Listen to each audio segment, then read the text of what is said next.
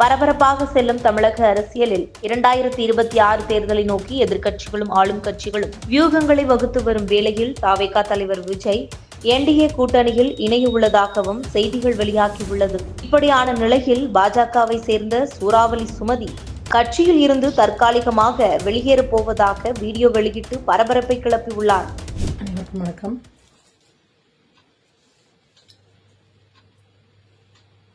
ரொம்ப யோசிச்சு இந்த வீடியோ கூட எந்த ஒரு வீடியோக்குமே நான் இவ்வளோ யோசிச்சு தாங்கி நான் எந்த ஒரு வீடியோமே இது வரைக்கும் போட்டது இல்லை. ரொம்பவும் ஒரு கடினமான முடிவு. ஆனால் காலத்தின் கட்டாயம். அரசியல்லிருந்து கொஞ்சம் சிறிது காலத்துக்கு ஓய்வு பெறலாம், விடை பெறலாம் அப்படிங்கிற ஒரு முடிவை எடுத்திருக்கேன். 2014 பாரத பிரதமர் மோடி அவர்கள் இங்கே பிரதமராக எலெக்ஷனில் நின்னப்போ இந்த பாரத தேசத்துக்கு ஒரு மாற்றம் வேணும் அப்படிங்கிறதுக்காக சமூக வலைதளங்களில் எழுத ஆரம்பிச்சது. அது மூலியமாக தான் அரசியல்னா என்ன அப்படிங்கிறத பார்க்க வச்சவர் மோடி அவர்கள். அதுக்கப்புறம் 2019 அவர் அடுத்த முறை நின்னப்போ அடுத்த முறை அவர் தான் வரணும் அப்படின்னு சொல்லி பாஜகவில் உறுப்பினராக என்னை இணைச்சுக்கிட்டேன். அதுக்கப்புறம் அரசியல் முழு நேர அரசியலுக்கு என்னை கொண்டு வந்தது 2021 அப்புறம் அண்ணாமலை அப்படிங்கிற ஒரு மிகப்பெரிய ஒரு தலைவர். நம்ம எல்லாருக்குள்ளேயும் மனசுக்குள்ள ஒரு இது இருந்துகிட்டே இருக்கும் இல்லையா, தமிழகத்தோட தலையெழுத்தை மாற்றணும், படிச்சவங்க வரணும் அப்படின்ற ஒரு இது நமக்குள்ள இருந்துகிட்டே இருக்கு. அப்படி ஒரு படிச்ச மனுஷன், இவ்வளவு ஒரு அறிவாளியான மனுஷன் இப்படி ஒரு ஐபிஎஸ் எல்லாம் விட்டுட்டு இங்க இருந்து இது பண்றாருன்னா, அப்ப நம்மளும் வீட்லயே உட்காந்துட்டு எழுதிட்டு பேசிட்டு இருந்தா எப்படி? நம்மளும் போகணும், அவருக்காக சப்போர்ட் பண்ணணும் அப்படின்னு அரசியல்லாம் எங்க குடும்பத்துல வீட்டுல பெண்கள் வீட்டுக்குள்ள கூட பேசினா, ஆண்கள் பேசினா கூட வீட்டுக்குள்ள என்ன அரசியல் பேசிட்டு இருக்கீங்க அப்படின்னு அதற்ற ஒரு குடும்பத்தில இருந்து நான் அரசியலுக்குள்ள காலடி எடுத்து வைக்கிறேன். அதுவும் எங்க குடும்பத்துல எல்லாருமே ஏடிஎம்கேவை சேர்ந்தவங்க. எங்க வீட்டுல எல்லாம் எங்க தாத்தா படத்தோட, பாட்டி படத்தோட, எம்ஜிஆர் அவர்களோட படம் இருக்கும். வெள்ளிக்கிழமை சாம்பிராணி காட்டும் போது எங்க அம்மாச்சி அவருக்கு சேர்த்து தான் காட்டுவாங்க. எங்க வீட்டு ஹாலில் ரிசப்ஷன்ல பெரிய ஜெயலலிதா அம்மா படம் இருக்கும். குழந்தைகள் கூட அவங்களோட பேரை சொல்லிடக்கூடாது, அம்மான்னு தான் சொல்லணும்னு அதட்டுவாங்க. எல்லாருமே எங்க அப்பா அம்மா, எங்க சித்தி சித்தப்பா, எங்க அத்தைங்க, மாமா, எங்க குடும்பமே எல்லாருமே ஏடிஎம்கே குடும்பம். அப்படி இருக்கப்போ நான் இப்படி பிஜேபிக்குள்ள வரேன், இதுல ஒரு அரசியலுக்குள்ள இறங்குறேன், ஒரு பொறுப்பு எடுத்துக்கிறேன்றப்போ என் குடும்பத்தில் இருக்க அத்தனை பேரும் என்னோட உணர்வுக்கு மரியாதை கொடுத்து எனக்கு சப்போர்ட் பண்ணாங்க. அவங்க எல்லாருக்கும் பெரிய நன்றி. குறிப்பா என்னோட கணவர், இந்த கடந்த 1.5 வருஷத்துல அவருக்கு 2 சர்ஜரி நடந்திருக்கு. ஆனா கூட நான் எந்த பொது வேலைக்கு போனா கூட எந்த ஒரு எக்ஸ்கியூஸோ இல்ல எதுவுமே லீவோ எடுக்காம நான் தொடர்ந்து அந்த வேலைகளை செஞ்சுக்கிட்டே இருக்கிறதுக்கு அவர் கொடுத்த மனப்பூர்வமான ஒத்துழைப்பு, அவருக்கும் என்னோட பிள்ளைகளுக்கும் ரொம்ப நன்றி. உங்களுக்கே தெரியும், இந்த தமிழகத்துல நம்மளோட சித்தாந்தம் பேசுறவங்களுக்கும் தர்மத்துக்காக நிக்கிறவங்களுக்கும் எவ்வளவு ஒரு கடினமான சூழ்நிலையை ஃபேஸ் பண்ணணும் அப்படின்றது உங்களுக்கே தெரியும். அப்படிப்பட்ட ஒரு இடத்த ஒரு பெண்ணா நாங்க கடந்து வர்றது எவ்வளவு கஷ்டம் அப்படின்றத எல்லாருக்கும் தெரியும். அண்ணாமலை அவர்கள்கிட்ட இதுவரைக்கும் இத்தனை வருஷத்துல ஒரு முறை கூட ஒரு அப்பாயின்மெண்ட் கொடுங்க தலைவரேன்னு கொடுத்து ஒரே ஒரு நிமிஷம் அவர்கிட்ட நான் தனிப்பட்ட முறையில பேசினதில்ல. போன்ல அவர் என்கிட்ட இது வரைக்கும் தனிப்பட்ட முறையில பேசினதில்ல. எங்களுக்குள்ள எந்த இன்ட்ராக்ஷனும் கிடையாது. ஆனா எனக்கு ஒரு பிரச்சனை அப்படின்னா என் தலைவன் வருவாரு அப்படிங்கிற ஒரு மிகப்பெரிய நம்பிக்கை, ஒரு அசைக்க முடியாத நம்பிக்கை. இந்த தலைவர் இருக்காரியா, பாத்து பாரியா அப்படின்ற மாதிரியான ஒரு யானை பலத்தை கொடுத்தது. அது கட்சியோட கடைமட்ட தொண்டனுக்கும் அந்த நம்பிக்கை அவர் கடத்தினாரு. அதனாலதான் மக்கள் கிட்ட அவ்வளவு பெரிய எழுச்சி, ஒரு குருட்டுத்தனமான ஒரு வேகத்தோட நாங்க எல்லாருமே அசுர பலத்தோட இருக்கிற ஒரு கட்சிய எப்படி நாங்க எல்லாரும் எதிர்த்தோம். இந்த கடந்த எம்பி எலெக்ஷனுக்கு எல்லாரும் தெருவா போய் வீட்டுக்கு போஸ்ட் ஓட்டணும், ஸ்டிக்கர் ஓட்டணும், நோட்டீஸ் கொடுத்தோம். இது எல்லாமே அவருக்காக. அப்கோர்ஸ் நம்மளோட சித்தாந்தம், நம்மளோட தேசியம் எல்லாம் இருந்தாலும் எனக்கான தலைவன் இருக்காருங்க அப்படின்றது ஒரு மிகப்பெரிய பலமா இருந்தது.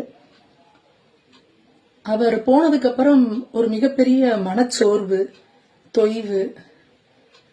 நம்ம பாஜகவோட சித்தாந்தம் தலைவர்கள் நிரந்தர தலைவர்கள் கிடையாது, மாத்துவாங்கன்னு எவ்வளவோ சமாதானங்கள் சொல்லிக்கிட்டாலுமே அடுத்தடுத்து நடக்கிற விஷயங்கள் நமக்கு மிகுந்த மன சஞ்சலத்தை கொடுத்துக்கிட்டே இருக்கு. பாஜக மாதிரியான கட்சியில நம்ம எந்த மானிட்டரி பெனிஃபிட்ஸும் நம்ம எதிர்பார்க்க முடியாது. எல்லாருக்கும் தெரியும். எல்லாருமே அவங்கவுங்க கை காசை போட்டு இந்த தேசியத்துக்காகவும் இந்த தர்மத்துக்காகவும் இந்த நாட்டுக்காகவும் ஏதாவது ஒரு மாற்றம் வரணும்னு வேலை செய்யறவங்க அத்தனை பேரும். அப்படி செய்யும் பொழுது ஒரு ஆத்மார்த்தமான ஒரு முழு மனசோட செய்யாம ஒரு சஞ்சலத்தோட அதாலும் நம்மளோட தேசிய முக்கியம், நம்மளோட சித்தாந்தம் முக்கியம் அப்படின்னு ஓடும் பொழுது அங்கேயும் நமக்கான அங்கீகாரம் அப்படிங்கறது கேள்விக்குறியாகும் பொழுது எதுக்காக இது?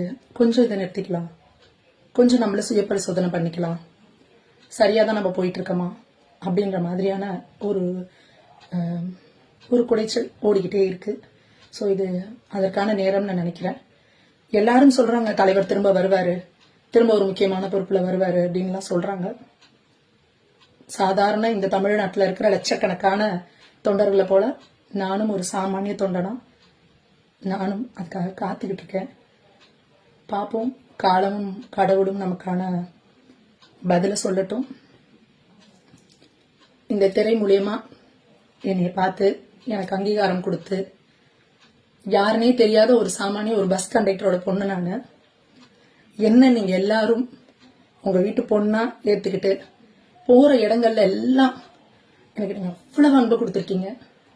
உங்களுக்கு நான் என்ன கைமாறு செய்ய போறேன் அப்படின்றது நிச்சயமா எனக்கு தெரியல. இப்போ இந்த முருகன் மாநாட்டுக்கு நான் வந்திருந்தப்ப கூட கிட்டத்தட்ட ஒரு 6 நாளுக்கு மேல என்னால உட்கார கூட முடியல. அப்படி என்ன சூழ்ந்துட்டு எல்லாரும் என்கிட்ட உங்களோட அன்பை செலுத்துனீங்க, எல்லாரும் என்கிட்ட போட்டோ எடுத்துக்கிட்டீங்க. நிச்சயமா இதுக்கு எனக்கு எவ்வளவு தகுதி இருக்குன்னு எனக்கு தெரியல, அதுக்கு நான் என்ன செஞ்சிருக்கேன்னு எனக்கு தெரியல.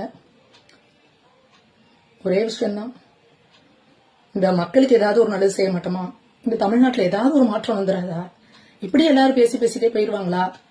யாராவது ஒருத்தர் இதை பத்தி பேசணும் தானே அப்படிங்கிற அந்த ஒரு ஆதங்கத்தோட வெளிப்பாடுதான் இவ்வளவு நாள் நான் செஞ்சிட்டு இருந்தது.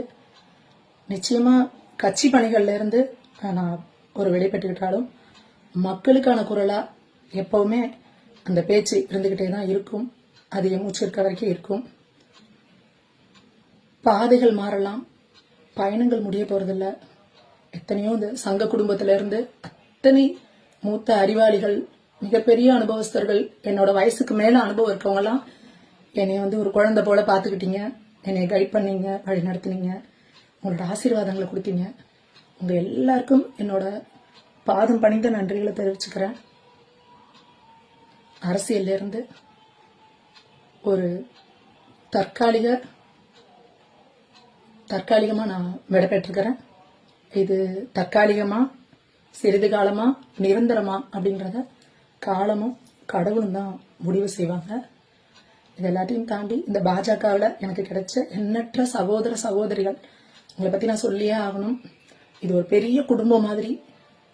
போற இடங்கள் எல்லாம் என்னை ஒரு தங்கச்சியா, ஒரு பொண்ணா, உங்க வீட்டு பொண்ணா என்னை உங்களோட அன்பை காட்டினீங்க.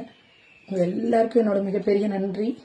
எனக்கு ஏகப்பட்ட அக்காக்களும், அண்ணன்களும், தம்பிகளும், தங்கச்சிகளும், அம்மா அப்பாக்களும் நிறைய பேர் கிடைச்சாங்க. நிச்சயமா உங்களோட அன்புக்கெல்லாம் நான் ரொம்ப கடமைப்பட்டிருக்கேன். என்ன கைமாறு செய்ய போறேன்னு தெரியல. நிறைய பேருக்கு என்னோட இந்த முடிவுல என் மேல கோபம் கூட இருக்கும். கோபம் இருந்தாலும் என்னை திட்டுறதுக்கு உங்களுக்கு எல்லா உரிமையும் இருக்கு. ரொம்ப நன்றி. ஜெய் ஹிந்த்.